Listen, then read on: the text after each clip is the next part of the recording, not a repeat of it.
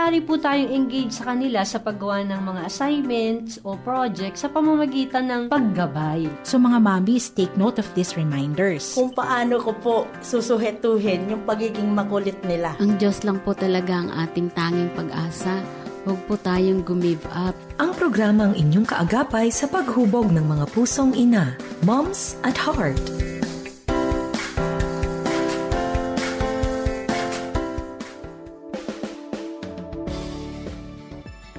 Magandang hapon, good afternoon to everyone na naka-tune in or nanonood po dito sa ating programang Moms at Heart, ang programang humuhubog sa ating pong mga pusong ina at ang humuhubog po kasama ng inyong Mami Best Serious. Ang ating pong dalawang mamaya ay makakahuntahan, si Mamsi Elizabeth Erese at si Mamsi Chris, no? All the way from Middle East at yung isa po ay taga-Cavite. So, samahan niyo po kami sa tuon natin ngayon ng Workout for Wellness ng Spiritual Wellness. Dito rin po ay pag-uusapan ang isang common na term na ginagamit po ngayon ng mga psychologists ay spiritual fortitude. At ito nga po ay binigyan din ng ibang salita ang pahulugan ng ating pong DepEd theme. Ito pong nagdaang graduation, which is the word resilience. Ito po ang inyong Mami Best Serious nag-iimbita na tayo po lahat ay magsama-sama o kaya makinig ba or mag-view over FEBC Radio TV, Facebook ng Moms at Heart, Memo ni Mommy, or makinig lamang po, very simple, 702 DZAS AM1. Brought to us dahil tayo ay membro ng kapisanan ng mga broadcaster ng Pilipinas. Akin na nga po ngayong i-welcome ang ating pong dalawang kasama para sa huntahan on spiritual wellness. Magandang hapon sa aking dalawang kasamang mga momshies, pastora ba, sister, whatever. Basta ang pag-uusapan po namin ay ang akin nga po na ibahagi kanina po na may kinalaman sa mga bagay-bagay ng spiritual. Dahil sa paksain nga po natin ay isa ito sa kailangan pong i-workout ng mga anak. At ito po ay hindi spiritual na may kinalaman lamang sa isang relihiyon. Wala po tayong relihiyon na pinag-uusapan at ang ating pong mga pag-uusapan hanggang sa mamaya ay maunawaan ninyo na psychology at saka pananiwala sa isang supreme being, pwede palang pagsamahin nyo. Ayan. So binabati ko po all the way from the Middle East. Sa mga lugar ng mga camel. Si Mamsi Chris, Mamsi, isa lang naman po ang anak ni Ren. At ganun din naman. Yan, mamaya pababatiin ko kayo at ang ating local na si Mamsi Elizabeth mula po sa lugar ng Cavite, dyan sa South. Okay? Sila po ay aking mga kasama sa Praying Moms at Heart kung saan palagi po kaming nagmi-meet patungkol sa mga bagay-bagay na kayo po ay aming inaanyayahan. Okay? Yeah. So, maunang bumati yung taga-malayong lugar. Sino ang iyong ihe-hello maliban sa mga kasama mo dyan sa Middle East? Yan, purihin na po. Ay, salamat po sa hapon na ito na kayo po ay nag-invite sa amin. And hello po sa mga churchmates ni ate sa GCCC na po sa Limay. Yan, tsaka po ang nanay syempre na laging nakikinig sa Praying Moms, sa Moms at Heart. Yan. Okay. Yung mga taga riyan, di mo babatiin. Ay! Hello sa mga taga FECC. Ang aking unika iha at baby girl forever, Joanna, tsaka si Pastor po. Pati sister ko, si Ate Sally po. Hello sa inyong lahat. So si Mamsi Elizabeth naman, ito puro mga grown-ups na anak nito eh. Yes, magandang hapon po sa kanilang lahat. Mami Bessie, magandang hapon po sa inyo. Pastora Chris, magandang hapon po. At maganda po talaga tayo sa araw na ito. Purihin ang Lord sapagkat tayo po ay malakas at binabati ko po ang aking pong pamilya. Yan. Sapagkat sila rin po ay ang patuloy na kasama ko po sa lahat ng aking mga ginagawa, especially kapag merong mga gathering sa Praying Moms at Heart. So, binabati ko po ang aking asawa, aking 3 anak. Ayan, salamat po sa kanilang mga buhay. Pati ang mga kaibigan ko sa Cavite at ang mga Praying Moms din ng Cavite. Magandang hapon po. Pero alam ko kung sino special na babatiin at namimiss mo yung anak na nasa Japan. Ayun. Nakikinig po siya. Ayan, yung anak na nasa Japan. So, ang nakakatuwa dito sa ating program ay hindi na lang siya ngayon pang radio. At dahil dyan sa ating advancement ng technology, ay naka-YouTube na rin, ano? Wow, social na talaga, ano? At sa ating Facebook, ano, pwede ka nang manood dun sa YouTube or sa Facebook nang ika nga ay sa ibang oras, no? So kung halimbawa nakaligtaan niyo po na samahan kami ngayong sakto ng ating pong live broadcast, ay pwede po kayong kahit anong araw at anong panahon, ano? In fact, ang nakakatuwa, pwede mong balikan kahit yung mga matagal-matagal na. Matagal-matagal na. Nandoon siya sa archives at pwede pa rin natin i-access, no? Ako natatawa ako kasi po para lang makonekta dahil matagal na raw ako dito, no? Sa akin sa broadcast. No, ako po yung nagsisimula, di wala pang ganitong technology. Ang aming mga ginagamit ko, yung mga malalaking reel. Yung parang cassette tape yung ano niya, mukhang tape na gano'n. Pero ang lalaki niya, no? Ganyan. Tapos, syempre, naka-store. Oo, naka-rolyo. Tapos, pag maghahanap kami ng mga program, aakyat kami dun sa, parang may hagdanan pa yun na, aakyatin mo, nasa taas ng shelf, no? Para kunin yung mga programs na yon, no?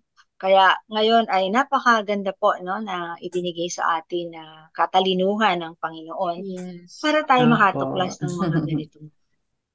Ayan. O, di ba, sinabi ko, mga mamshis, no, sabi ko nga po, ay, hello nga po pala, babatiin ko yung mga kasama ko po dyan sa IRM, yan, sa lugar ng Pasay, yung kanilang NCR gathering, at Family Matters Part 2, ayun, no. Parang akala mo, nag-1 kami, matagal na yon, parang pre-pandemic, and then ngayon, 2. At ang aming pinag-usapan ay mga digital and digital native. So, hindi po pangit at hindi po nakakasama ang technology ko alam gamitin, di ba? Tama po. Para siyang isang kutsilyo. Pwede mong gamitin panghiwa ng gulay, di ba? Pero pag ginamit mo siya sa hindi maganda, parang ganun din ang technology. Okay. Ang pag-uusapan natin ay paano ba yung workout ng spiritual wellness, no? Ito bang spiritual wellness para lang halimbawa sa isang related lang ba ito na kay Lord, ganyan? Ano ba yung spiritual wellness? Kasi sabi ko kanina ba, may psychology din pala dito, no, na tayo ay alam. Sige po, ayun naman taga rito ang aking tatanungin muna. Okay, ano ba ang spiritual wellness? At dudugtungan niya ng ating taga Middle East.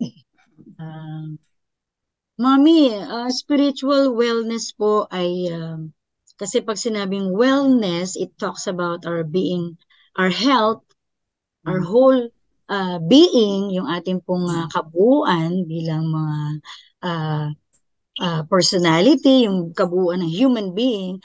But spiritual, isa lang po yun sa dimension ng tinatawag nating the holistic health. Okay, so marami, may physical, pero pag spiritual, ang concern po dito, Mami, ay yung pagkakaroon natin, it's not being religious ka, or ikaw ay palasimba. It talks about having that sense of purpose in life.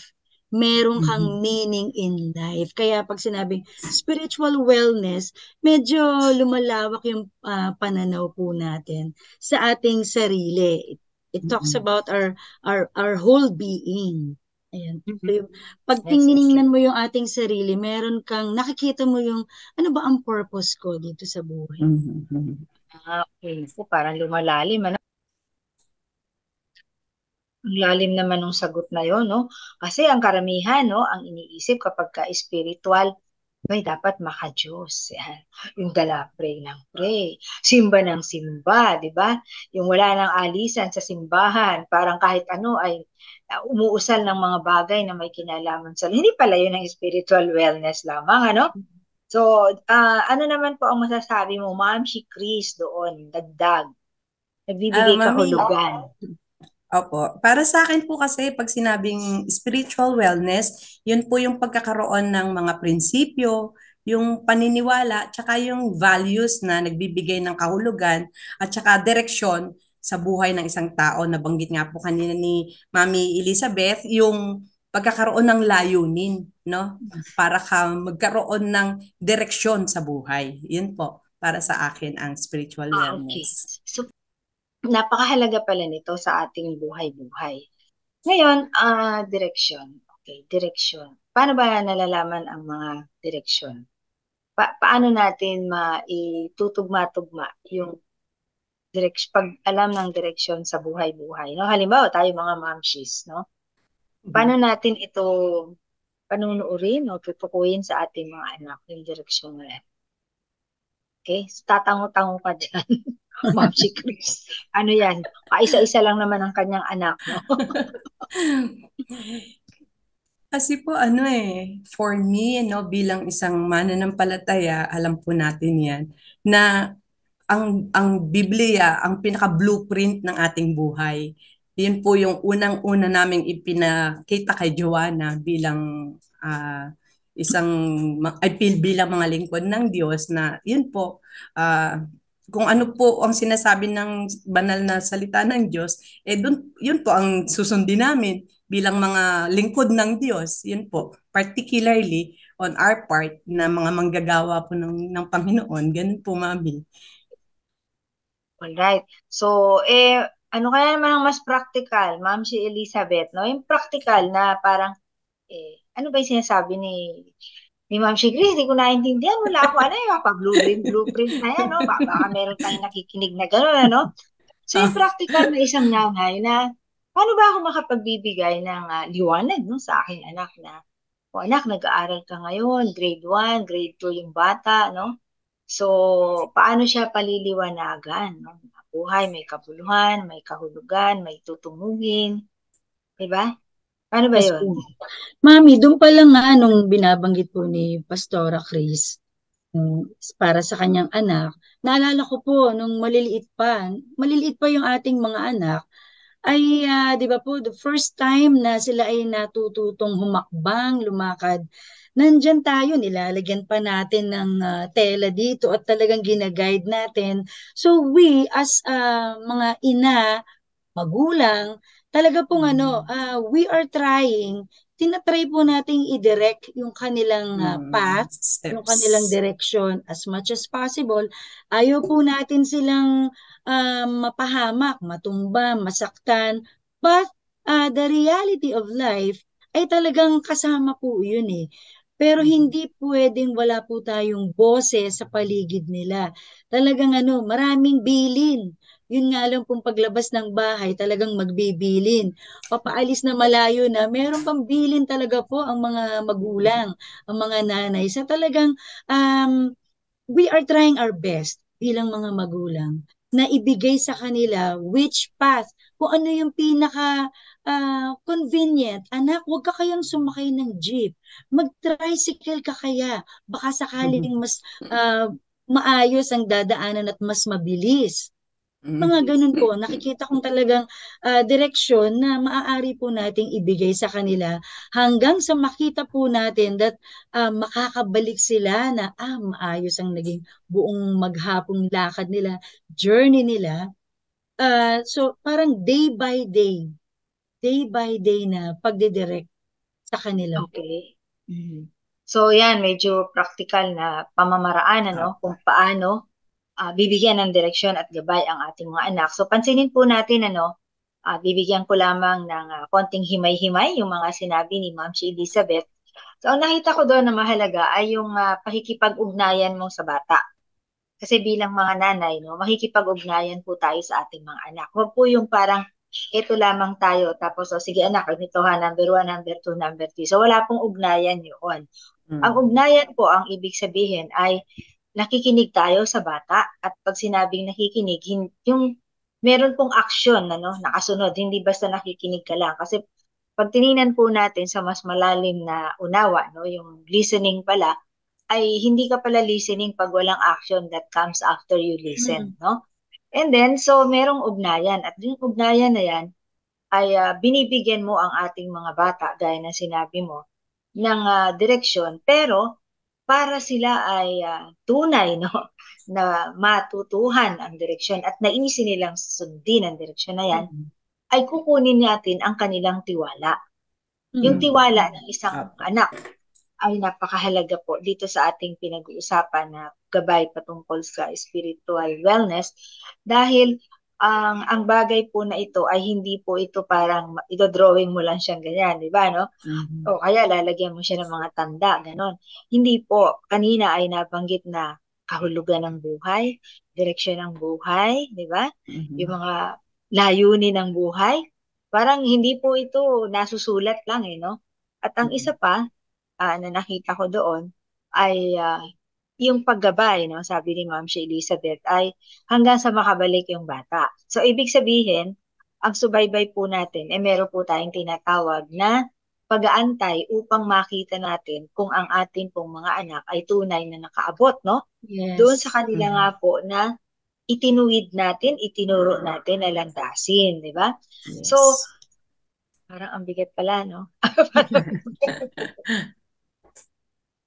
Parang ang bigat pala, no? Di ba? Dahil kapag ka po hindi tayo nag-antay dun sa dulo at tayo ay nagkaroon agad, parang mga panggitna pa lamang, inaandyan ka na.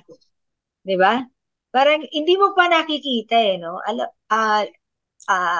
Yan, kagaya sa akin, dahil ang aking mga anak ay kanya-kanya na yung pamilya, hindi po pwede na parang eto ka lagi, di ba? So, manunood ka sa kanila. Kung sila ay nagpa-practice na ng mga natutunan, di ba? Kung nasaan na silang mga lugar, nagdidesisyon na sila. So, yun po, gaya nung mga naunang sinabi namin, ay hindi po pag malalaki na sila. Nasa maliliit pa lamang sila. Ngayon, yung sinasabi nating kasi meron mga rami ngayong lumalabas na itong spiritual wellness ay idinudugtong dun sa salitang fortitude. Di ba? Nilalagyan nila ng fortitude. At ito ay ginagamit kagaya nga ng aking nabanggit, na ang akala natin dati pagka spiritual ay, sige, manalangin ka, ganyan. Parang pag nanalangin ka naman parang biglang magic na mawala lahat yung mga bagay-bagay na mga babigat, So, hindi po ito ganoon, Pero po tayong proseso. At yun po, itong spiritual fortitude ay hindi ito noon, bago itong sinasabi natin na tuklas, At sa katotohanan lang, lumabas ito nung ang dami nang nagaganap sa mundo ng mga kalamidad, di ba? At itong nagdaan natin na pandemic, Yes. So, lutang na lutang ito. Kasi may pinsan ito, yung resilient, di ba? Yan ang paksa, tema, theme ng graduation ng DepEd ngayon. Yan. So, ano ba itong spiritual fortitude? Ma'am si Elizabeth, gusto mo bang simulan kung ano to? Meron ba itong kinalaman dun sa mga kaninang sinabi mong subaybay na direksyon, sa iyong mga anak? Yes po. Yes po, Mami. Sabi nga natin, kapag tayo ay nagsusubaybay sa ating mga anak, naggagabay, medyo may effort po ito. Dadating ang time na ang mga magulang maaring mapagod o kaya ay mapagod sa paghihintay kung makakabalik ba, matatapos ba yung past na yon na tinahak nila for the day. Kung kaya't yung dun pumapasok po yung spiritual fortitude, na sa Tagalog po nung fortitude ay pagiging matibay, matatag, enduring. So talaga pong kung nais nating masubaybayan ang gusto, willing po tayong mag-endure to the ends. Ondoy, Ma'am. Yan. May mga spiritual fortitude pala ng mga tao. sila yung parang kahit kukunti na lang yung hinahawakan, ano, para ka nanonood ng pelikula, di ba? Minsan pati ikaw natatangay ka, naku, tutulay sila sa ano, paano kung mag-crack, di ba? Yung gano'n, ano? So, yun nga, magkakaroon ng tinatawag na panghahawakan pala. Yun ang spiritual fortitude.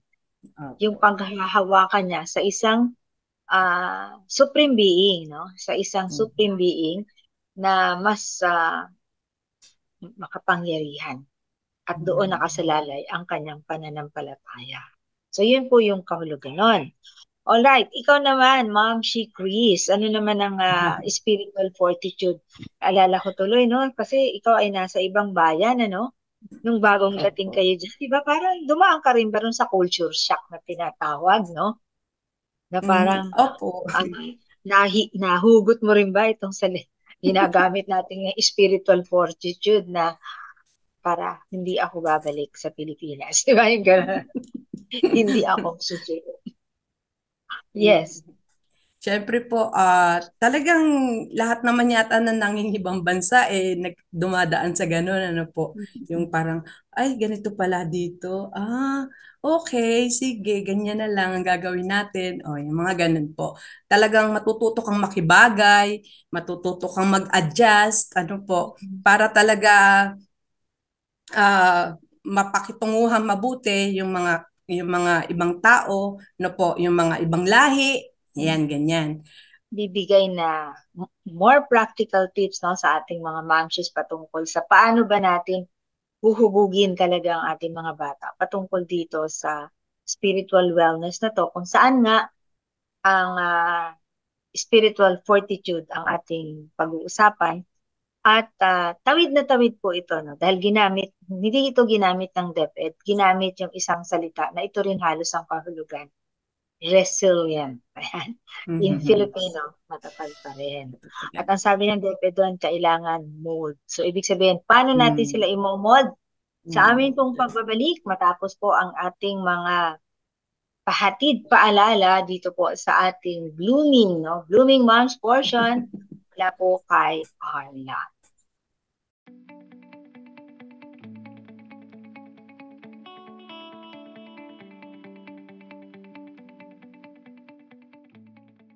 Isang namumukadkad na araw sa ating mga kasama dito sa Moms at Heart. Ako po si Arla Fontamillas para sa isa na naman pong episode ng Moms in Blooms.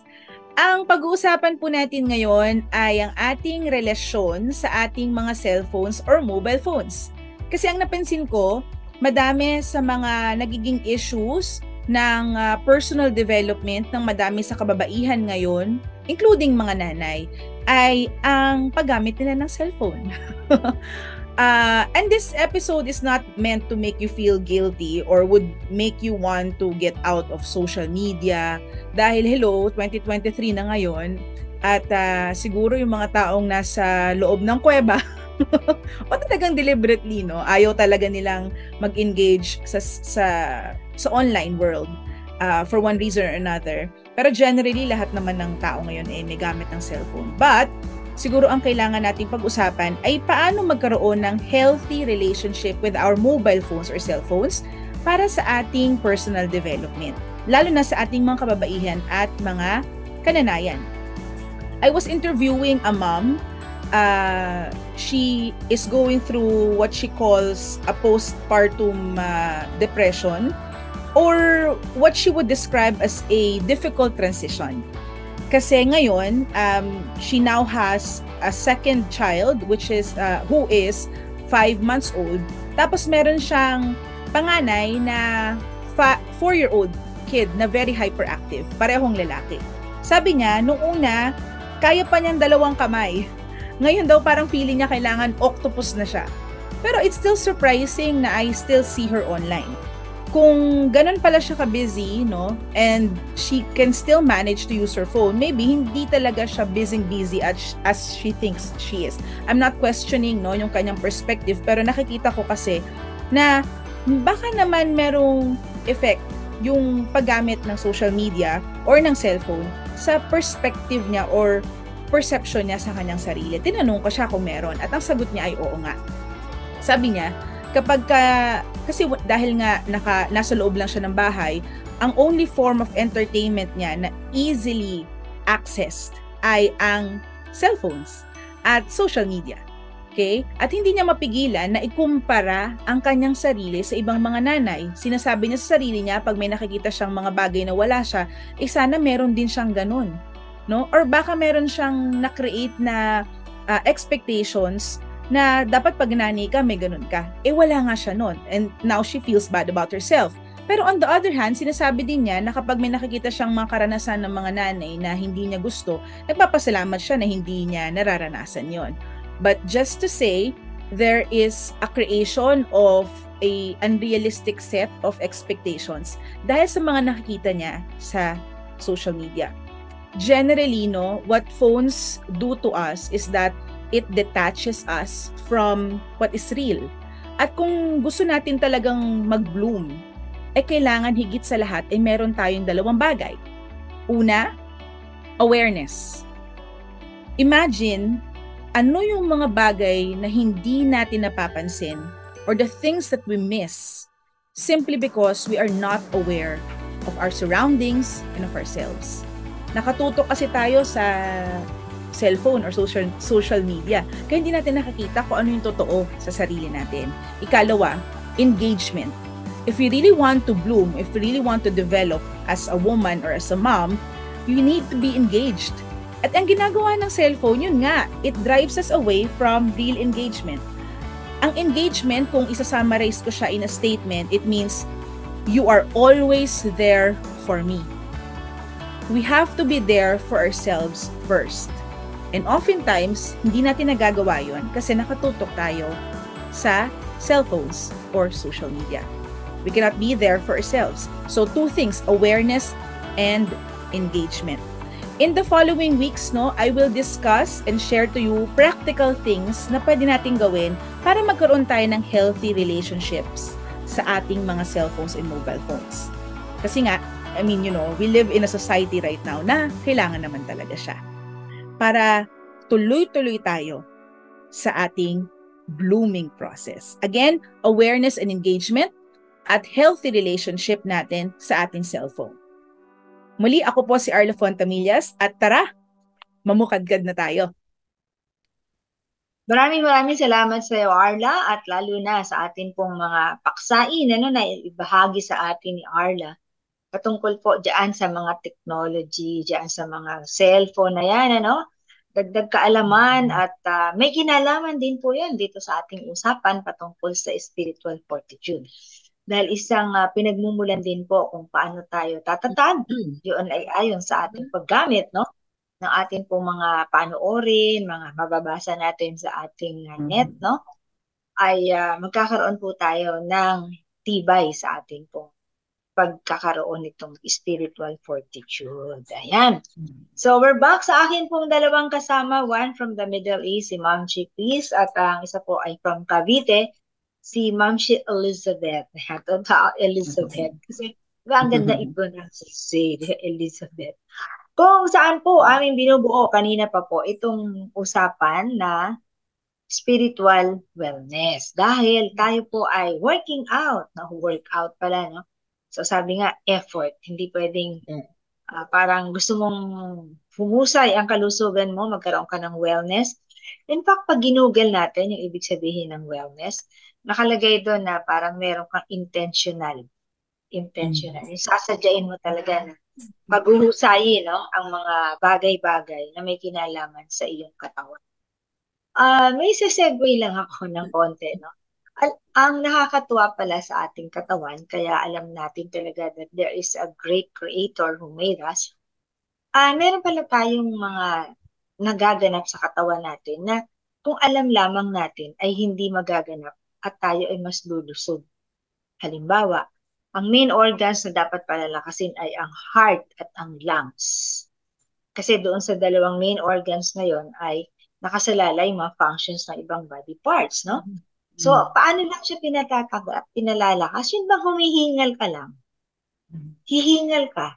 Pag yung lulundag-lundag ka, ganyan, tapos para aantan mo na yung medyo kinakapos-kapos ka na, in a matter of 10 to 15 minutes lang pala yan, Parang 20 seconds or 30 seconds na parang papagurin mo, no? Lulundag-lundag ka, jumping jack ang gusto mong gawin, jogging in place, o kaya lumakad ka ng brisk walk, basta kailangan humingal ka. And then medyo titigil ka ng konti, no? And then, balik ka na naman doon sa pampahingal. Yun lang palang cycle na yun, lalakas ang heart at saka ang lungs. At hindi daw magkakatotoo yung 40% of the capacity of the lungs ay mawawala at the age of 50. Kasi yun daw nangyayari kapag laging parang iniingatan nating sobra, ayaw nating maghingal. Oo, maganda pala yung hinihingal tayo. Yan. So mga momshies, makipaghabulan tayo sa mga anak. Kaya natin silang tumakbo kasi minsan, parang yung mga parents ngayon, ayaw na nila nang napapawisan yung bata. No? Parang nakakasama yung napapawisan si bata. But kailangan nito ng bata pala. At tayo, yun. So, 40%, maibabalik natin yun. Meron din daw ganun kakayahan ng ating katawan to gain back. So, halimbawa, hindi mo alam, so mga 55 years old ka na. Yun, magsimula ka nung ganung gawain. So, mababalik mo ulit yung iyong nawala mo, na capacity of the lungs and yung iyong heart din. Yan. Wellness po ba? Wellness po. Wellness po ba? Diba nauso ng COVID season, yung mini-measure yung oxygen? Yan. Opo. Pala tayo sanay daw na pinapagod natin yung sarili natin.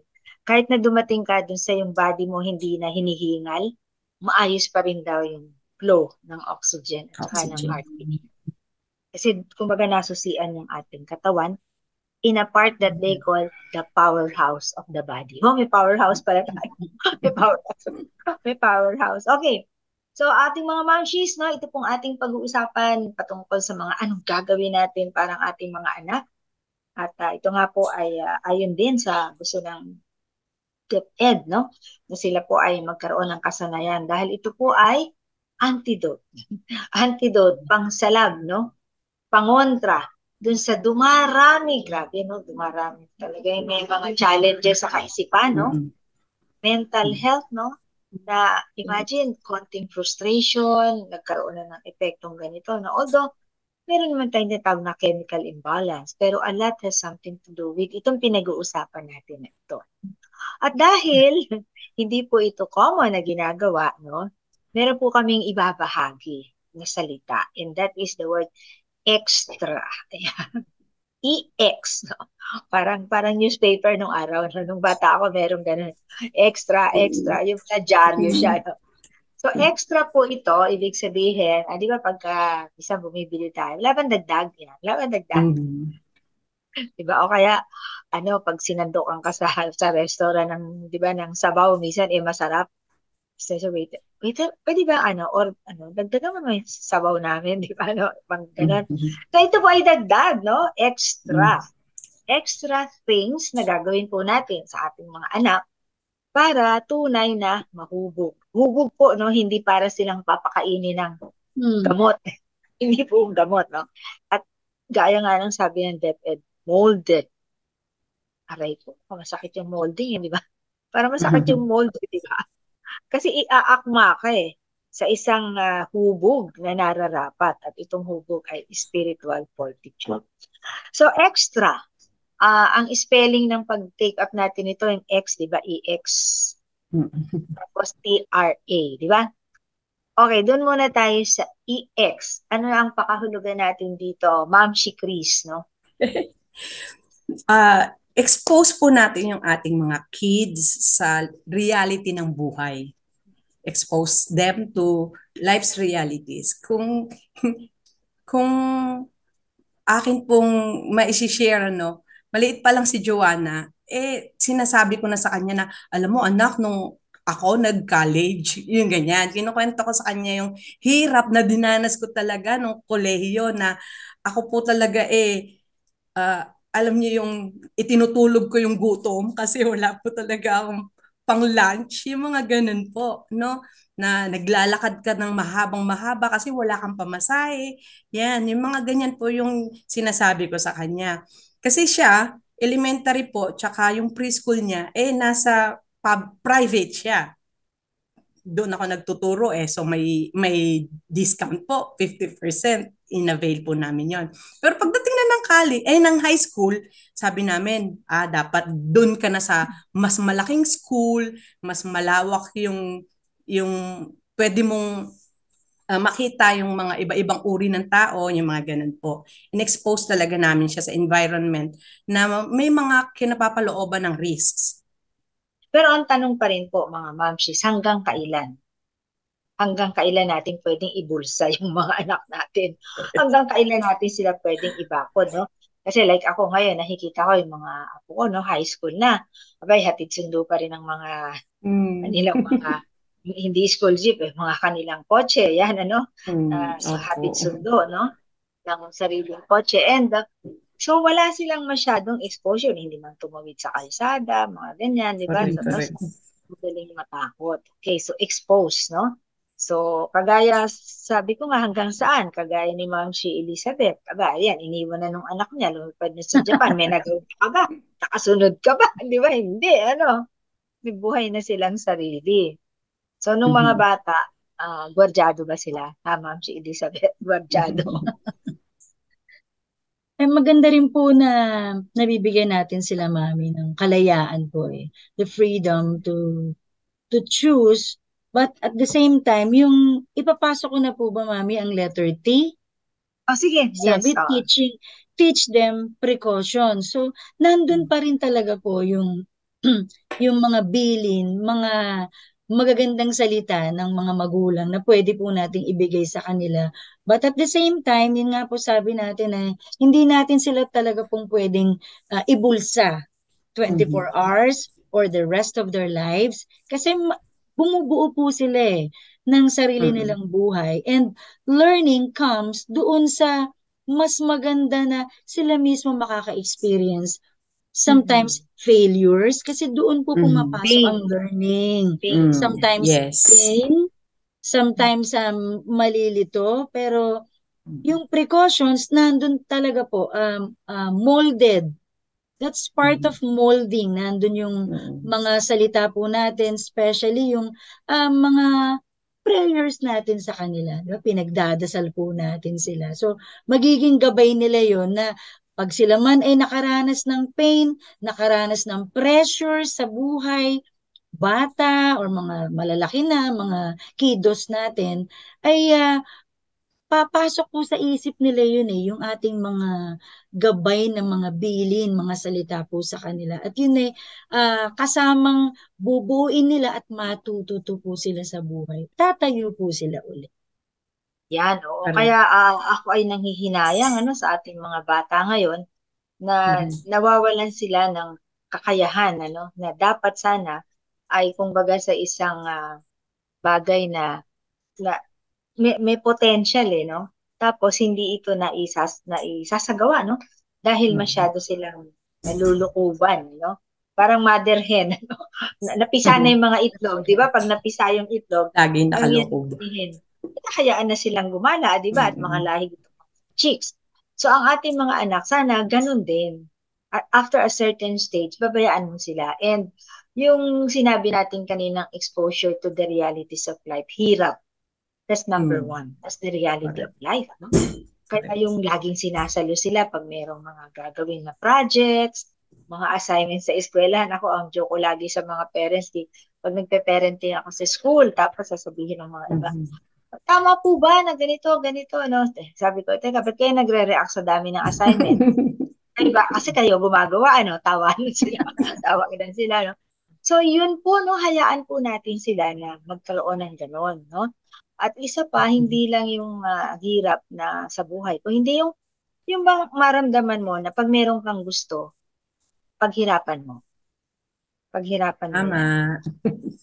Paghirapan mo. Hindi yan idudulot sa'yo, no? Na kailangan na ibibigay lagi. No? So, yun po, no, ang dami rin tayo mga bata. Kaya nagkakaroon ng mental health problem. Kasi ang akala, ang buong buhay ay ganun. Ibibigay sa'yo. Pag gusto mo to, dadating yan sa'yo. Pag ano yan, di ba? So, tapos pag biglang nawala, yun, kakaroon siya. And then, itong sinasabing teach precaution, ano lang po, magbibigay lang tayo ng paalala. yung pong teach na yon ay ulit-ulit. Ulit-ulit. Kasi hindi po nila yan gagawin. Sasadyaing hindi gawin. Bakit? Kasi susubukan nila una tayo. Ano kayang gagawin ng nanay ko pag hindi ko ito ginawa? Ano kaya ang mangyayari sa akin kung hindi ko ito gagawin? Diba? At kaya po, when we teach them precaution, make sure that it's really a precaution. Wag yung cause and effect. O, alam mo anak ha, pagka hindi ka ganyan, masasagasaan ka. Di ba yung gano'n? Parang cause and effect agad, no? Precaution, hindi po gano'n. Kailangan mag-ingat ka kasi ito yan, gano'n. Possibilidad, yan. Possibility. It's not a cause and effect. Kasi pag cause and effect, mahihirapan tayo dyan. Kasi itetest ng bata. Okay? Now, let's go to the next letter. Ano yan? Ma'am, she Chris. R na ba tayo? R? R po, mami. Apo. Yung resisting ways of negative influences. Pwede rin dun sa I have resolved in my heart. Correct. So, yan. Turuan po natin ang ating mga anak na to resolve, no? Kaya, maganda po, alam mo yan, nagsisimula po ito sa tahanan, yung mga pagkain na hindi po karapat-dapat. Yan. Correct. So, minsan may dadalaw sa atin, ano?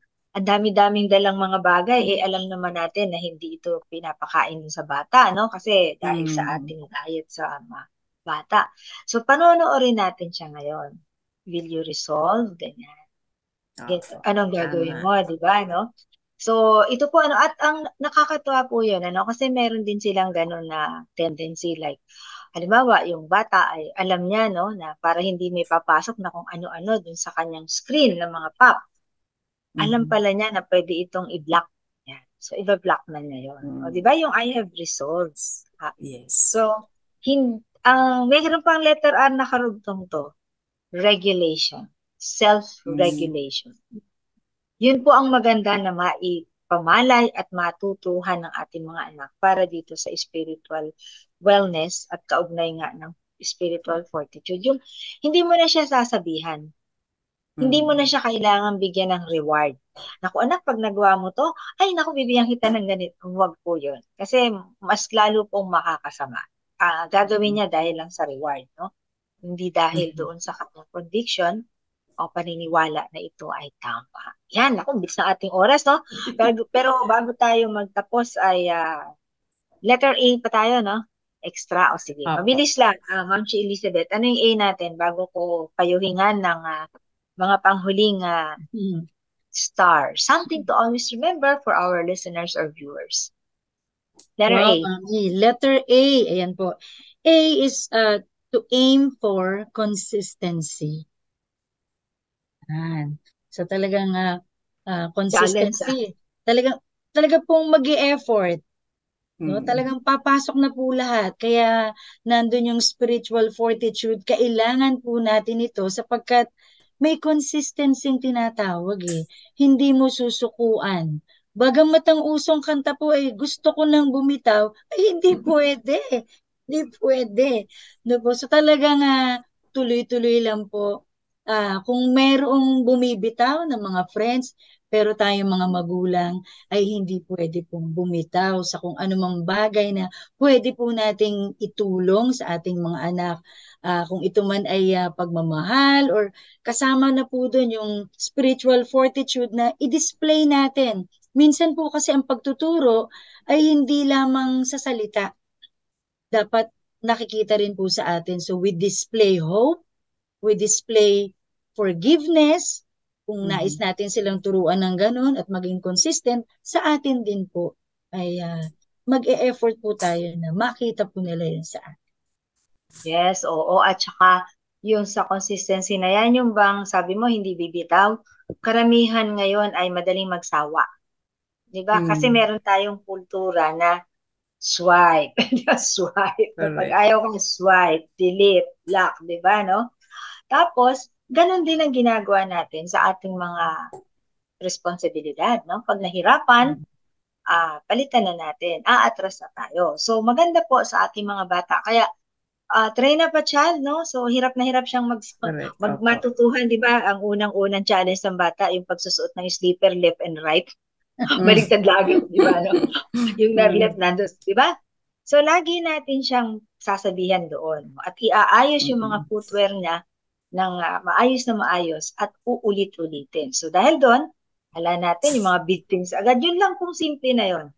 You build up on that unti-unti at matututuhan po ng ating mga anak. Ang tinatawag na be determined, be consistent, at huwag kang bibitaw. Kahit mahirapan ka, kung kailangan mo tapusin dahil kailangan. Yes. Diba? Ako, dami natin na pag-usapan. Dagdag pa po sa ating mga paalala ay tawagin natin si Mami Weng Del Rosario para sa kanyang heartbeat portion. Heartbeats. Heartbeats. A heart that believes in the Spirit. Masaya at pinagpalang Sabado ng hapong pumuli sa ating lahat. Prayer request dito sa mga ka-churchmates. Prayer request doon sa mga kaibigan. Dahil pudpud na ang sapatos sa kahanap ng trabaho. Pangako sa Lord na maglilingkod, makahanap lang ng work. At nang magkatrabaho na, hindi na makapaglingkod dahil busy daw sa work. At dahil dito, ito na ang lengguwahe. Nako, parang hindi naman dumaan ang Sabado at Linggo. Lunes na naman. Nangingiti po ba tayo dahil nakaka-relate tayo dito? Kamusta na po ba ang ating wellness o ang ating kagalingan pagdating sa trabaho? Napagbubuti po ba natin ang trabahong ipinagdasal natin na tinugon naman ng Panginoon? Mapalad po tayo at tayo pinagkatiwalaan sa work na mayroon tayo ngayon. Alam niyo po ba mga momshies na maging ang ating trabaho is an act of worship to the Lord? Upang mapagbuti ko ang aking trabaho sa opisina o maging sa lahat ng aking ginagawa, binabanggit ko po ang Colossus 3:23. Sinasabi po dito, anuman ang inyong ginagawa, gawin ninyo ng buong puso na parang sa Panginoon kayo naglilingkod at hindi sa tao. Yan po ang aking life verse.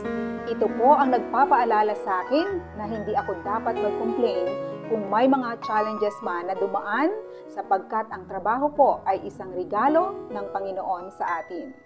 Mga momshies, hindi lang po sa trabahong pang-opisina tayo dapat mahusay, maging sa tungkulin natin sa ating tahanan, dapat ito ay hindi napababayaan.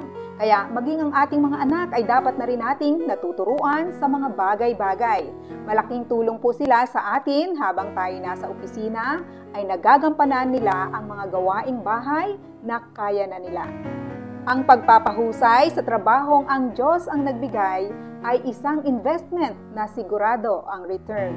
Sinasabi po sa Colossus 3:24, sapagkat si Kristo ang Panginoong pinaglilingkuran ninyo at alalahanin ninyong pagkakalooban kayo ng Panginoon ng gantimpalang inilaan niya para sa inyo. Naway patuloy na magkaroon ng maayos na tibok ang pusong ina para sa ating Panginoon. Mami Weng po para sa Heartbeats. Maraming salamat sa iyo, Mami Weng, at sa ating pong mga kasama. Nandito na po tayo sa ating huling bahagi ng usapan patungkol nga po sa huntahan natin ngayong araw ng Sabado sa ating pong programang Moms at Heart. At ang pinag-uusapan natin ay spiritual wellness. How do we work out, no? At binigyan po namin ito ng yun pong paksain ng DepEd na sinasabi on resilience, na ang tawag naman po ng mga psychologists ngayon dito ay spiritual fortitude. Salamat sa aking dalawang kasama, isang nasa malayong lugar ng Middle East at ang isa naman po ay di nilamang sa South, sa Cavite. Ayan. So, ano ang iiwanan ninyo sa ating mga kasama, nag-view, nakinig sa atin patungkol sa ating napag-usapan? Sige, mauna ka na, Momshi Elizabeth. Ayan. Yan. Maraming salamat po, Mami, sa pag-invite po sa amin. Sa mga nanay po na nagsusubaybay, patuloy na nagsusubaybay sa Moms at Heart, tayo lamang po ay patuloy na makinig sapagkat marami po tayong matututunan at ang star na ating pong iiwanan, aking pong iiwanan sa mga nanay, marami pong hardship, marami pong pressures, but be bold and be strong. Yes. Okay, ano po yung star? Baka nakakalimutan natin star. Something to always remember. Star. O, di ba? At ikaw naman, alam ko to, ano ta sabihin nito eh. Yung pang finale talaga. Okay, Ma'am si Chris, ano ang yung sasabihin? Finale. Gusto ko pong magtapos sa salita ni Apostol Pablo sa ikalawang Korinto, no? 2 Corinthians 12:10. Ang sabi po, that is why for Christ's sake I delight in weaknesses, in insults, in hardships, in persecutions, in difficulties. For when I am weak, then I am strong. Okay lang pong maging weak, no? Kasi po, para si Lord yung siyang maitaas sa ating mga buhay. So, salamat po, Mami Bessie, sa time.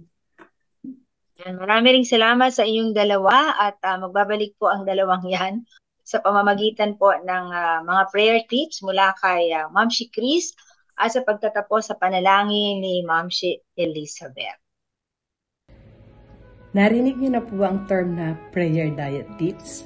Ako mismo natuwa at nagulat nang matuklasan ko ito.